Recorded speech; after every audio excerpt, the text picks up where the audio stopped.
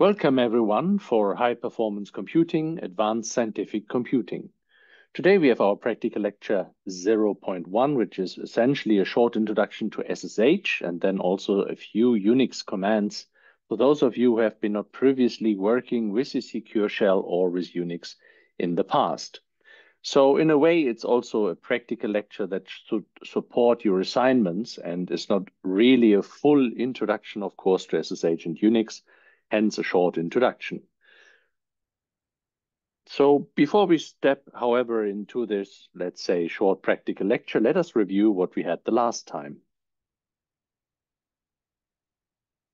And the last time was essentially the start of the course. It's a lecture 0, a warm-up if you want, with a prologue, clearing lots of questions that you had around the course content, around the course organization, but also why this course is so interesting, why basically high-performance computing, a field of really constant changes and technology changes most notably, and why this is basically related to applications. And we see that a little bit here in the idea of the HPC course again. HPC itself is a very large topic, so we cannot possibly include all topics.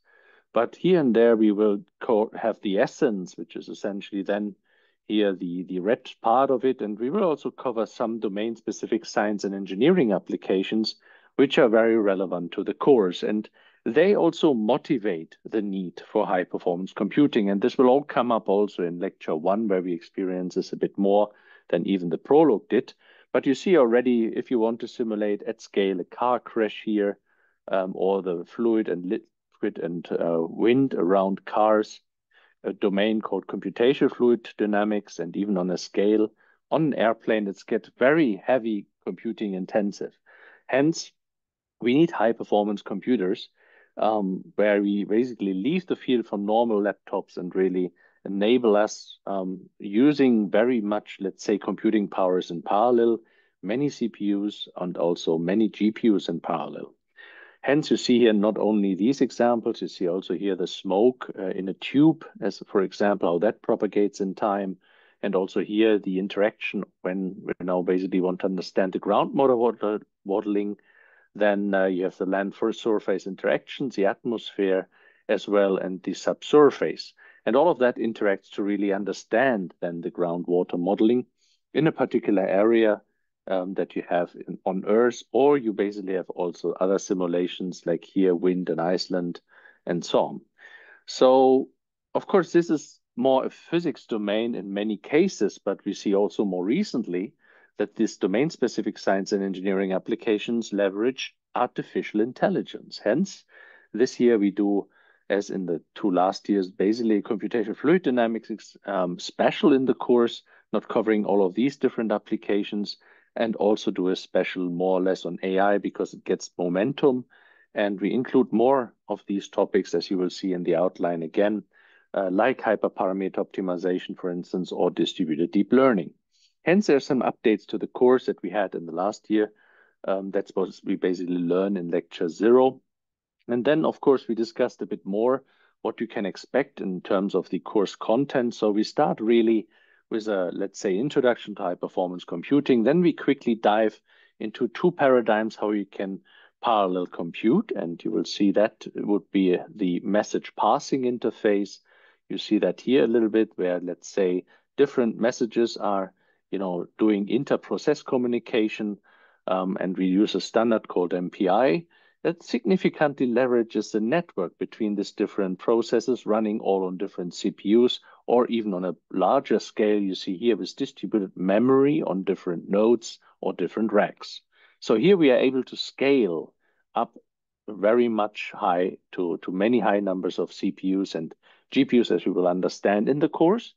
But we have also the parallel programming in terms of shared memory, where we stay inside the node, but still can leverage the same shared address space with different threads that you see a little bit here. So here we don't communicate with one thread explicitly. We put something in memory to be read by another thread at some point in time. And the standard we will look at is the OpenMP. And hence, we begin really with parallel computing, and then we dive into deep learning networks. That's what we learned. distributed deep learning at scale. It would be some lectures before we then come to this computational fluid dynamics domain. And AI and some of the architectures you will learn in the course is hardly basically driven by CPUs these days. It's rather GPUs, so graphical processing units. Hence, the course will also talk about why high performance computing has this massive interconnect, which is very powerful, low latency between the different nodes here that we also leverage with MPI. Then across the nodes, while shared memory is rather within the node, and you can even combine that, making hybrid computing. And then also understanding a little bit the difference to cloud system and rather high throughput computing oriented systems. Finally, to also motivate basically the time today, we will learn that the access to the supercomputers in many cases is given with the SSH protocol. And we will talk about this, of course, in the first part of the lecture today. But we also have learned a little bit that all of these, supercomputers and large clusters, not only of the EuroHPC JU, also many others on the national level have still, Unix under the hood, might be a special derivative of Unix, but they all can be accessed via SSH, and then you can work your way through it with Unix. And hence it motivates a bit the lecture that we have today. It's more or less an additional lecture with practical content to help you with a little bit to get up to speed with Unix and SSH for those that have not been, let's say, using that before. Hence, we will use this protocol, this SSH, with different HPC systems. We will connect to them. The examples I brought to you is a deep system in Germany from the Jülich Supercomputing Center that you will use in the assignment, as well as the Elia HPC system we have here in Iceland, a smaller system. And also there we have the Jotun basically partition where we can use jobs. And this is not all to you obvious. We will see how that materialize when we come to the content of the lecture.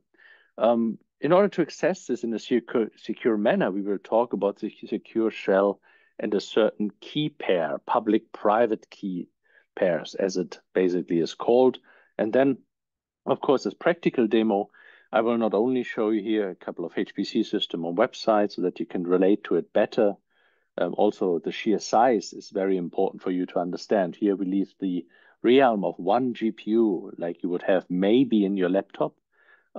Basically, here we talk about partly thousands of GPUs within one system, making it a HPC system. And then I will basically here and there will give you some demonstrations of the log-into using different systems with MobiX term, but also essentially PuTTY if you want, you can use that as well. In the second part of the course today, we're going to use Unix a little bit on these HPC systems, just to have some key commands, understanding again that you're on a remote HPC system, how you can understand with commands like hostname, etc., that you really are remote. And then, of course, some practical Unix commands, something like creating a directory for the course if you're there for your assignments, and some demonstrations how you basically understand the username and different aspects really of Unix.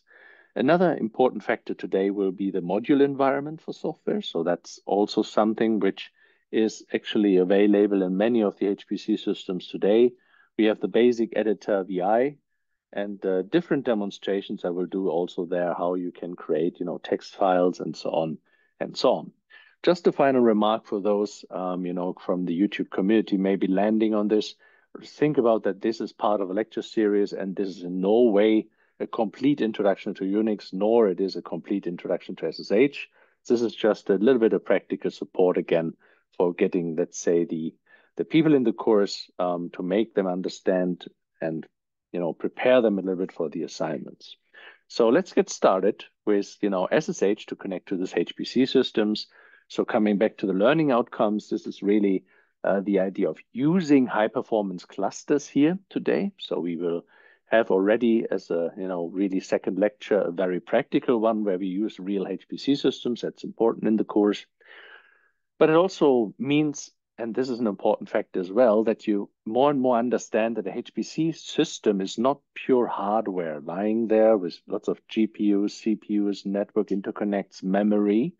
There's also lots of HPC environmental tools. So there will be things like scheduling down the road in another practical lecture. There are elements today that we will have with the SSH access, for instance, which is a very practical HPC environment, as well as essentially also the module environment. So really interesting lecture which has relevance for almost all HPC systems worldwide. It's also important for you to understand there are rarely any HPC system that you cannot access with SSH. Hence, we put that today to use in order to look at the so-called deep system, just to understand the deep system a little bit. This comes out of a couple of projects, and here I would like to give you a small view on essentially this website that you see here now. Please feel free to also move through this website. These were a couple of projects, and the Deep Sea project was really just the last of the series. You see here the deep, deeper, deepest, and deep sea projects, essentially for European funded projects that were exploring the exascale, as we call it, 10 to the power of 18 floating point operations per second idea of how to create a supercomputer. So essentially you see these novel HPC systems are also research. In our context, we were part of DEEPest, for instance, with the University of Iceland. So we were really exploring how we can leverage a so-called research vehicle called modular supercomputer architecture, which actually nowadays is really in production at the Jülich Supercomputing Center in Germany, and where we also will use the deep system. Hence, the research have been creating initially some prototype systems. If you come to the Jülich Supercomputing Center, the center I'm in it for 20 years, you will see we have many different supercomputing systems, and the deep system is really just the prototype system that was exploring the modular supercomputing architecture that we had in the prologue. Just as a remember here, the idea is that different applications have different needs. So the cluster module has high single thread performance, lots of CPUs. The extreme scale booster enables you with GPUs to scale quite high. And the dumb data analytics model has lots of memory for memory intensive applications of data analytics. And then you can think about, we had in the last time also potentially quantum computing as a quantum module, another type of accelerator maybe, instead of just GPUs. And this is a system you use, and each of these different modules has different capabilities. You see here now what makes it perhaps a little bit a HPC system, even if you would say high performance computing and having just 50 nodes and here 75 nodes of the booster module might be still a smaller system, and as the name suggests, a prototype, but still it captures the essence of a HPC system. You see here different capabilities, and the important part is the node consideration. Of course, we have 50 nodes here, but each of these nodes has, certain number of CPUs or a certain type of CPUs, and also different elements which will be important for us down the road. Hence, you see here the cluster module, as I said, has powerful CPUs, 12 here cores, for instance, at 3.2 gigahertz, versus then the booster module, if you remember, much more GPU oriented, with 75 nodes, where each of them has a NVIDIA Volta 100 cards. So for those of you who are a little bit more into graphic cards, you know already that the V100 is a bit outdated. We have Ampere 100. We have now even the new Grace Hopper architecture of GPUs. And we will talk about this much more. GPUs will be one part of the lectures with accelerators. So of course you cannot understand the deep down details in the initial lectures, but you will see that different modules have different capabilities. So hence, we have the different partitions available at the DEEM system. But before we really use it, we want to understand when this deep system is now in Jülich, how can I access it in Iceland from the University of Iceland, right? Or basically worldwide. Hence, there needs to be a way how you can actually access the system. And for us, we have already explored, I think, the lectures here and there. Of course, in the practical lectures shows you what I also show you in practice, so they repeat itself sometimes. So I think this is what we covered already on the website. So I go immediately then also to the next system, and I will, show you how you can log into it. Then the next system is really the Elia cluster. So here we are now within Iceland, but of course you would say, well, I'm sitting somewhere in Iceland, not necessarily in Reykjavik, so how I can remotely access this? There must be a way to do this. And if you go to the website here, you see there's also the SSH that we usually use with uname a username at elia.hi.is, and then you need a specific SSH key. So that's what they tell you. And that's the same actually for the deep system in Jülich. The SSH keys are much more safer than using passwords. And of course, I urge you to look a little bit here on the access mechanisms. It also shows you essentially how to create, SSH keys, connection with SSH keys, and so on. It's important to see how you create keys because it would be part of one of your first assignments in order to create a key.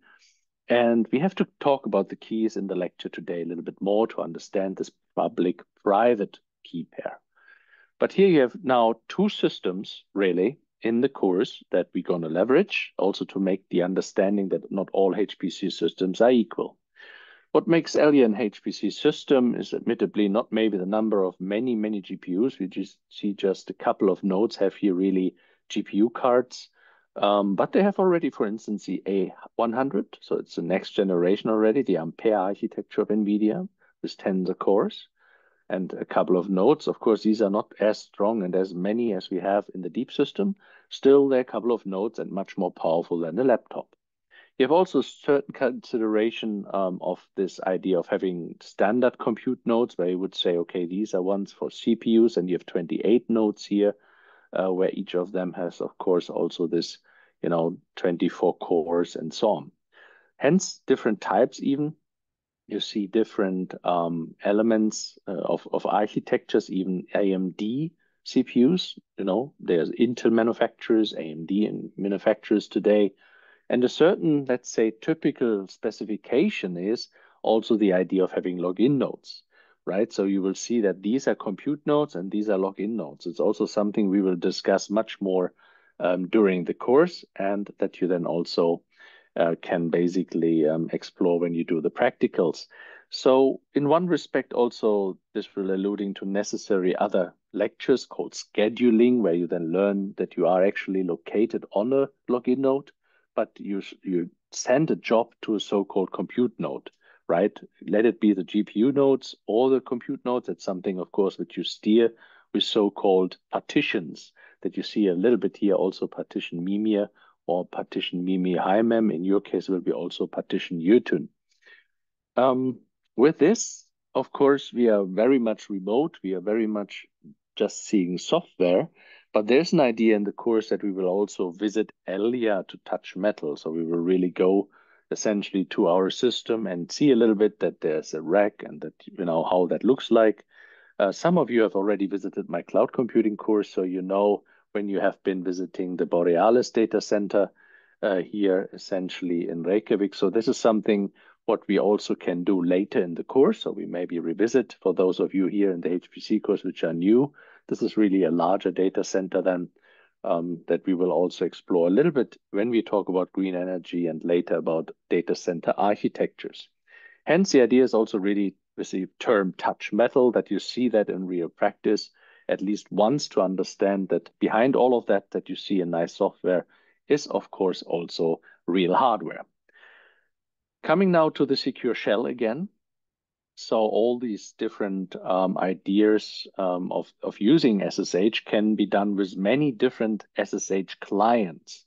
So here, don't be mistaken, especially if you're a Mac user, you don't necessarily need PuTTY. You don't necessarily need MobiXterm, which I would recommend at least for the Windows user rather than PuTTY. It's a bit more comfortable, can save certain elements. So I would recommend you to use the MobiXterm. It's also free, available under the URI.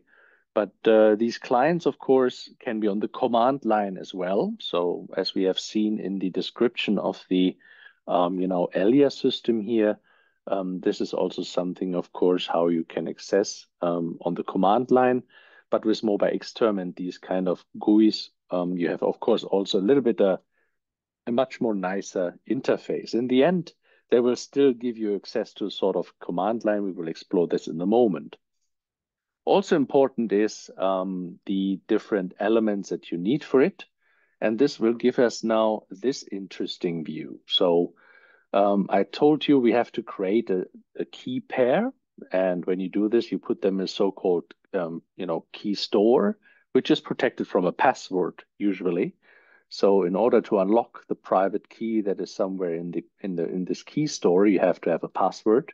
And when you create this public private key pair, there's a certain element and modus operandi which is of utmost importance to understand. Hence, I will be slowly here so that you can follow me. So there's a host, which could be your laptop, could be any desktop, where you have your private and public key pair. You have generated this, and that's okay. Now, the point is to go to the HPC system. You need to upload usually a so-called public key. And as the name suggests, the public key you can share, right? It's public.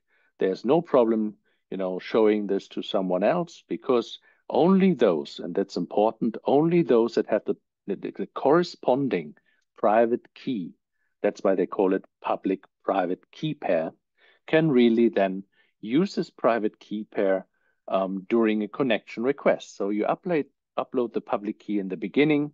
You have a certain name for it. That's not so important. Of course, the key that you have in your file should match what you uploaded from the private key perspective. And anytime you want to establish a connection then to the system, basically when you do an instance as a called of a connection, or you want to have an instance accessed, then you basically present the corresponding private key that should never leave your laptop or your computer to the system, and then you basically are granted access. And in order to do so, you need firstly also the information, essentially where to put the public key. Sometimes you have to upload it, like we do it in Jülich with a so-called UDOS system, where public keys are already uploaded to certain projects. You will do the same when we do the practicals with us. Sometimes it's also enough to talk essentially to the administrators. We will collect your public keys also for the system administrators, one by one per group. That's why it's also good that you create these groups very soon. And then, of course, the first part of the assignment will be all of that, the private public key generation and so on. The second ingredient is not then that the key is uploaded. Obviously, we need a username, and that's something what the administrators will give you, or they're actually already now in the process of doing this. We gave already the course list, so we will have very soon, you're basically giving you the information about your accounts, your user accounts. For me, that is here, for instance, Morris on this Elia system that you see here. Hence, we need also the host URI or the host host name really of the system, elia.hui.is. Now, in order to use a private key in this key pair, you also have to do a specific private key pair, location that you should have somewhere on your system. And the same is actually true then when you do the test cluster for the HPC login example that we have in the deep test cluster. There, as the name suggests, we have a complete different URI. Obviously, the system name or host name is different, and we will demonstrate that in a moment. And also my username is different. However, and now that's the important part, even if it's the same key, I use it for the public, basically uploaded already to Jülich. The same concept also apply with a private key. I basically have to, switch the system completely here from Iceland to Germany, and the whole concept of SSH stays the same. All what's of course is changing is my username and the corresponding host name. Hence, it's time also to think about to do this a little bit in practice. As I said, of course, this will be related to your assignment, so you will have to do this partly as well. And we want to test this now. Parts of this is now, of course, also here in the different slides, so don't worry when this is a little bit fast. And we can do first, of course, the idea to go to the deep system. So hence, we're using a new session here in MOBA Xterm, and we can say that the remote host would be deep.fz-jülich.de. And then my username is real1 in this particular one, and I will have to use my secret key that I have here basically in my file system in this key store. And then I will just say okay, and now we'll try to log in on the other side. Here, usually what comes, and this I also document here on the slides for you, the first time you will do this, usually your password would be, required to unlock the key in this key store to get access to the private key in order to establish a connection. Here, I was just testing this hence it's not needed. And you see here now something we call the welcome screen for the deep test cluster, where certain high messages are usually there that also shows you, some important system messages, some information related, where you can find more information about deep, and so on and so on. So this is something where, you have different information could be also here and there support requests, or let's say there's some problem with the system, you get immediately knowledge basically out of this welcome screen if you can connect at all. And other information like, for instance, windows for support and maintenance and so forth. So hence, that is something which now is quite interesting for us. So I make here the font size bigger. We are now really locked into the deep cluster, and I will show you in the second part also how we can test this.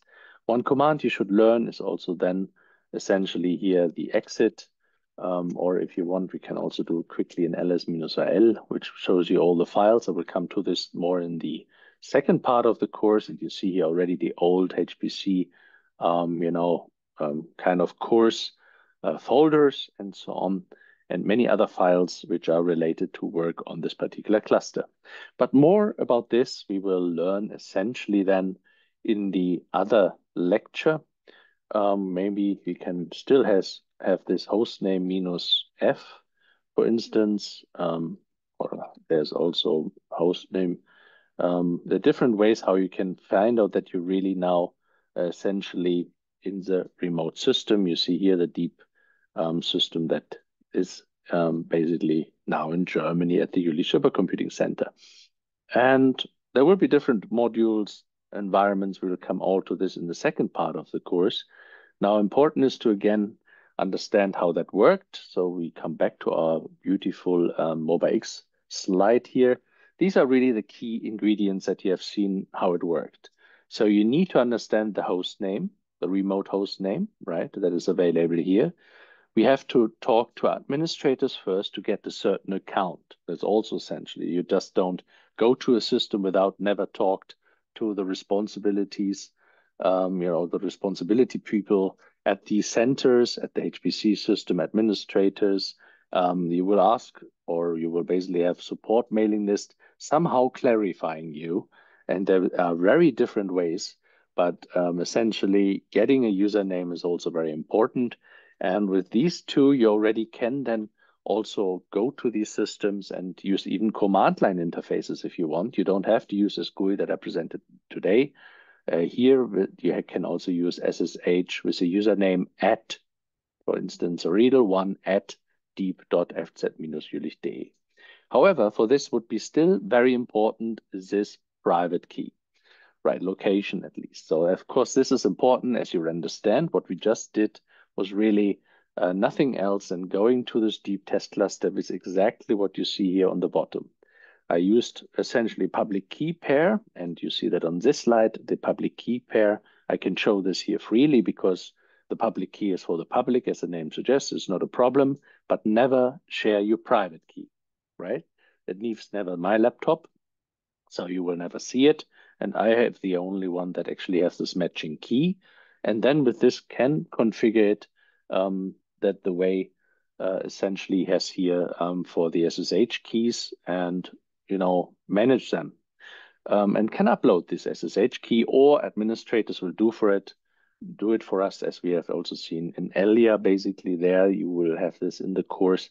That of course this would be something the administrators will do.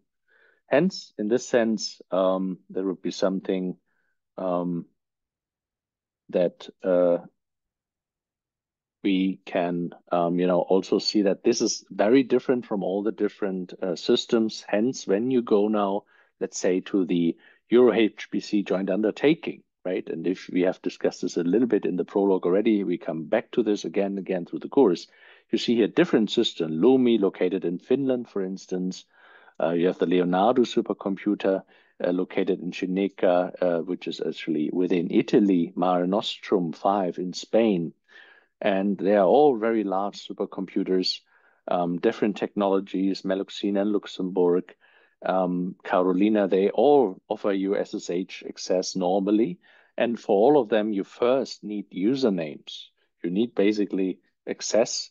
And on top of that, you usually need computational time grants. So it's not that these systems are always free and everybody can access them.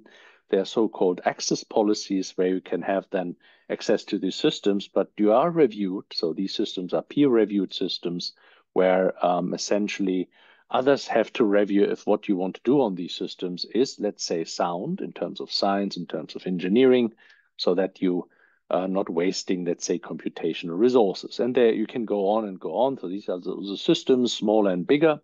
We await also the approach of Jupiter this year. That would be an exciting time, maybe even within our course period. That would be the first exascale system in Jülich, also in Europe. And in this sense, a very exciting moment, perhaps also for you today, because this exascale was, let's say, an aim of very many projects, hence the deep projects, if you remember. And now we see that coming up in Jupiter.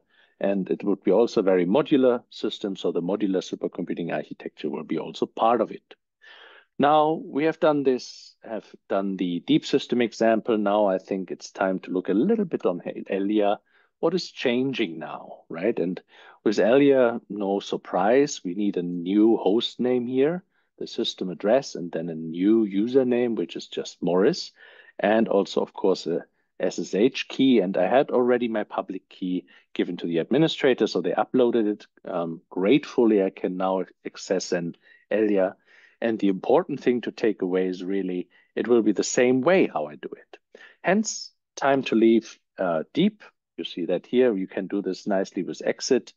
So the session stopped, and with this, the whole MobiX term, let's say, command line has stopped because we don't have any more remote access. Of course, we can reopen the SSH channel if you want again and again. If you have a different, let's say, password, if there's a problem with the wrong key, don't do it too many times, because usually after 3 times, it could be also that your, let's say, username will be blocked. And then you have to again go to the administrators and check that they can unlock you. Perhaps also now, let's look at the session here. We do this SSH session as we have done before. So the difference now to understand again is that there will be a different host name. We say elia@hui.is, which is essentially here in Iceland. And I have also another username. I'm not Riedel1 anymore. Here on this system, my name is Morris.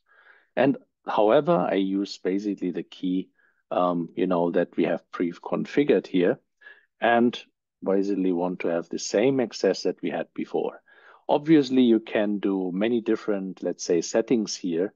For the expert, if you load X11 forwarding, here's another one, which gives you then also graphical user interface, basically with the X11 protocol. So this is something where this is much more advanced. You don't need to understand that within our course. And now when we press on this, it will take a little bit longer. The system is a little bit slower here. But then you will see that we basically also get access with the same idea of the SSH access here. And that is, the idea is also what you then will explore within one of your assignments. The assignments will be then using, of course, more, not only the SSH and your username and so on. We will explore in future lectures down the road, really scheduling. So how we use Slurm, for instance, in order to access systems. Down the road is also the Jupyter interface to HPC, a more graphical way to access it, but all is really then the idea of understanding that you are in a remote execution, right? You see here, Elia is the HPC system of Iceland, part of the so-called Icelandic e-research infrastructure, E-Ray. And you see the same principle again, that when you do it for the first time, you need to unlock the private key with your password. Right here, I already had done this before. Then, so basically it's a little bit here in the system. Then what you have also is that there's this kind of news, notes, information about the system where you can find wiki information. and so on, and also important information from the administrators to you, and so on and so on. This is in a way already all that I wanted to leave you on the table for this, let's say, more practical lecture today. The practical lectures would be all a little bit like this. So you see there's no YouTube lecture or something. I have demonstrated here lots of practical insights. I would still encourage you to look at these websites that are also referenced, the EuroHPC joint undertaking that you had here with all the different systems. Then you have a little bit the earlier description here really on this particular wiki page that is also within the bibliography in the lecture. And then, of course, looking at our deep systems that we're going to use down the road, understanding a bit the different configurations here of the different modules would be important. And of course, understanding a bit that the modular supercomputing architecture and exascale really took some research to really come to that level of scaling, to this large sizes that we have today. Also, of course, given the new and constantly evolving architectures of GPUs, of different CPUs, and so on. So a very exciting journey, and we will basically now go back to the screen. We'll understand that we can, of course, here also see this host name. For instance, that we are on earlier EuroHPC now. That is then also giving you here the information that you're on a login node from this, and all of this difference between batch processing, login node versus computing nodes, where we down the road in a lecture called scheduling, which I also will practically basically demonstrate you so that you get a better feeling about this and that you can also better then, use that in your assignment. So here we exit now for the time being, and we will be in 10 minutes, coming back to these systems and understand really a little bit of Unix with some core, let's say, commands. So talk to you then.